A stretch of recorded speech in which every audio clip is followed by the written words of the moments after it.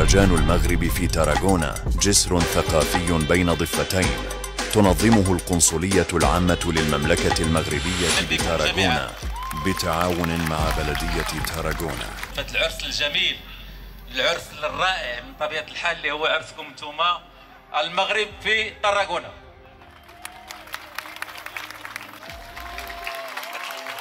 تبارك الله عليكم. إذن تبارك الله عليك وسكت الثقة على الأستاذة ديالنا. غير واحد الكلمة في حق هذه السيدة هذه، صراحة الله المرأة المغربية شنو قدرت دير، مجهود كبير اللي كدير باش شوف.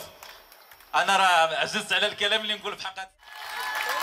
يلا صلاة وسلام إلى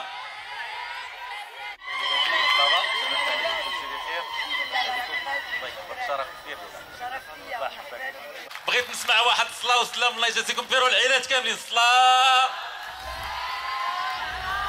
بيرو فور زغريته